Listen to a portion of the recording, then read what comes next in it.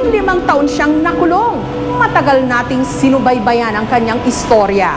Nito lamang Martes, binaliktad ng Korte Suprema ang naunang hatol sa kanya. Si Hubert Webb sa kanyang unang Pasko matapos maabsuelto.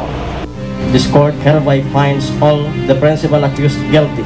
26 anyos lang siya nung sinintensyahan. Nakulong ng parang inagawa ng kanyang kabataan.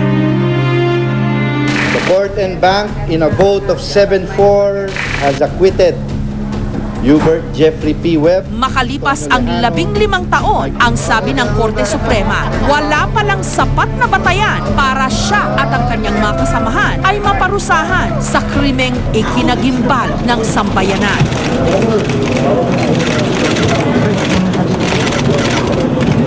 Hello, how are you? 42 anyos na ngayon si Hubert Webb. Hindi na bata pero hindi mo siya kakikitaan ng anumang sama ng loob, galit o panghihinayang sa malaking bahagi ng kanyang buhay na ninakaw sa kanya at sa kanyang pamilya. Hubert, paano ka kaya magsisimula? You just lost 15 years 15 of years. your life? Some people go on living 15, 20 years and don't have the peace I have. So I think I have a little bit more of an edge. Mahaba siya, pero when your family comes, it gets short. Kasi, di ba, parang you have a day to look forward to. Hubert, yung mga lumalabas, nahihirapan mag-reconnect sa mundo. Opo, totoo yun, opo. Kumusta ka na? Ilang days na nakalipas? First time ako nakakatulog na ng yung nag-uumpisa na yung masarap na tulog. Sumobrang lambot, pati yung unan. So, pag gumising ko ng 4, tulog pa sila. Ako nung unang gumising, I couldn't move. Talagang na-safe ako. Nitong Huwebes lang, nag-shopping si Hubert. Bagay na hindi niya nagawa sa mahabang panahon. Labis raw siyang naninibago sa kanyang mga nakikita sa lungsod sa kauna-unahang pagkakataon. Pero napag-iwanan man siya ng maraming bagay, hindi na raw yun mahalaga. Napakasarap na kasama yung pamilya mo na pag-isip mo, nandun yung kapatid ko, naiiyak ako doon. Pag yung kapatid ko nandito, hindi pareho dati. Pumupunta po sila sa akin isang beses, isang linggo. Although, masarap yun. Siyempre, mas masarap po yung lagi mong kapiling yung kapamilya mo, yung nanay mo, yung tatay mo, kapatid mo. Tsaka hindi na kayo maghihiwalay pagdating ng alas 5. Alas 5. Oo po, oo nga. Alas 5 na wala na. Alas 5 oo nga pala, nag-uwian sila ng 5 o'clock. Oo nga po. Lumalagpas na po kami. Sa isang kondominium na nakatira ang mag-asawang Webb at kasama na nila rito ngayon si Hubert. Dito sila magpapasko. Kapansin-pansin ang tunay na Christmas tree na nasa gitna ng kanilang sala. Makulay at mabango. Tuwang-tuwa rito si Hubert. So, needless to say, Hubert, you're really looking forward sa Pasko this year. First Christmas together. First Christmas po. Pati ho, ang my mom, sa Christmas tree, fresh eh. Sabi ko, when I got in, sabi ko, inaamoy ko po, dahil sabi ko, familiar. It had something familiar. Sabi ko, ma, sabi niya, bakit anak? Medyo hyper, sabi ko, bago yung Christmas tree natin. Eh, sabi niya, alam mo naman ako, I have to buy a Christmas tree. Eh, ganun. It's a fresh, it's a real tree. And what else are you looking forward to? Hindi ako makapaglalagay ng regalo kasi medyo galing ako. Pero po, You're the gift of your family. they are the gift to me. I would not be here today being happy, smiling if God took away any of them before I got out. Kung may konsuelo man daw na natanggap ang pamilya Webb sa matagal na pagkakakulong kay Hubert, ito ay ang pagiging mas malapit nila sa isa't isa ngayon at sa pagiging mas matatag ng kanilang pamilya. Mula nung nakalabas si Hubert, panay daw ang bonding ng pamilya. Si Hubert Webb sa kanyang bagong buhay. Pero magawa kaya niyang magpatawad? How can you even have forgiveness in your heart kung 15 years kang kinulong? Sabi niya sa akin, o sa pagbabasa ko, matuto ka muna magpatawad bago ka sa akin humingi ng tawad. Ngayon, kung isipin niya to, parang ang laki ng lamang ko ngayon. Dahil yung nagpakulong sa akin, pinatawad ko. Yung mga taong nakasasyan, pinatawad ko. Pinatawad mo na si Jessica Alfaro. Opo, matagal na.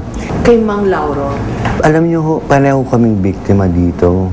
Pareho lang talaga kaming biktima. Ito po pinapanganak ko sa inyo at sa mata ng Diyos. kaluluwa ko po sana masunog na po sa impyerno kung may kinalaman po ako dito. Masunog na po sa impyerno panghabang buhay. Kasi po, kung sa amin niya po uubusin ang panahon niya para pag-ukulan na ako po ang gumawa, yung 11 taon ng hirap namin, tinatugdugan niya lang po niya. At hindi niya po lalo mahalap yung tunay na gumawa. Isko! Saan kami maghahanap ng katarungan? Kung ikaw naman, si Lauro Visconde, paano ka nga ba magpapasko? Sa mismong tahanan, kung saan pinaslang ng karumal-dumal ang iyong mag-iina, pati na ang inyong mga pangarap. Mang Lauro, kumusta na kayo? Okay lang, hindi nakaka-recover na sa pag-acquit sa mga grupo nila web. Parang nadismaya ako. The second time around na the world collapsed on me. Hindi binago ni Mang Lauro ang ayos ng kanilang bahay. Parang ginawa pa nga niya itong munting dambana para sa kanyang yumaong asawa at 2 anak. Yes, Carmela, so wherein still maintain that their wares. Paano nyo ho nagagawang maayos pa rin yung mga gamit? Ito na lang ang memories na naiwan na sa akin. So I have to maintain it. Pati mga ipit sa buhok ni Jennifer, oh. Buong-buo pa rin, halos hindi nabuksan. Mang Lauro, paano ho nyo nagagawang mabuhay? Araw-araw na merong kayong napakabigat na dinadala? Well, siguro sinusubaybayan ako ni Lord at sa kanila. Alam ko, they are always with me sa pag-subaybay sa akin. Sa totoo lang, I even try to abbreviate my own life. Tinangkan nyo magpakamatay? Pero hindi niya itinulot. When I was about to execute, I have my gun here. Babarilin niyo yung sarili? Yeah. When I was almost to pull the trigger, my sister came in. Napigilan kayo? Oo, yeah.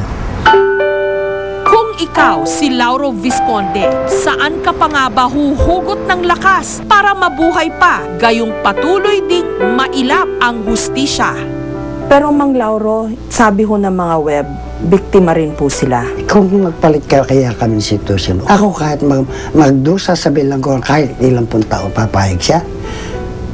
Yan ang tanong ko sa kanila. Matter of fact that every time they want to see Hubert, even in jail, nakikita niya, ako ba makikita ko pa pamilya ko? Never in my life. Wala ni anumang palatandaan ng Pasko sa tahanan ng mga Visconde.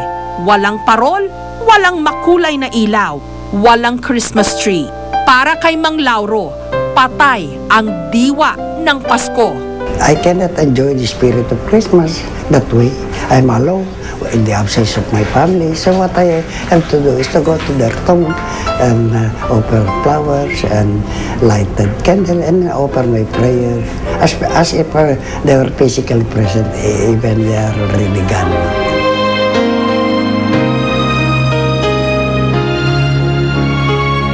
Ang pamilya Webb at ang natitirang miyembro ng pamilya Visconde. 2 pamilya sa isa na namang Paskong naghahanap pa rin ng tunay na liwanag.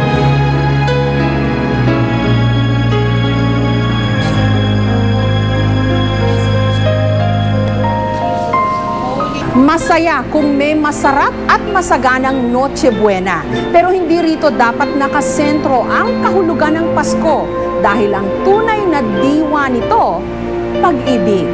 Para po sa mga kwento sa likod ng aming mga ibinalita ngayon, mag-log on po lamang sa www.kapusomojessicasoho.tv. I-email nyo naman po kami para sa mga kwentong gusto ninyong ibahagi sa amin. Pwede nyo rin pong bisitahin ang aming Facebook account. At ito lamang po ang Facebook account na opisyal at otorisadong nasa aking pangalan. Pwede nyo rin po kaming sundan sa aming Twitter account, km_Jessica_Soho. Hanggang sa susunod na Sabado po, para sa isa na namang makabuluhang kwentuhan. Maligaya at masaganang Pasko po sa inyong lahat. Ako pong inyong kapuso mo, Jessica Soho.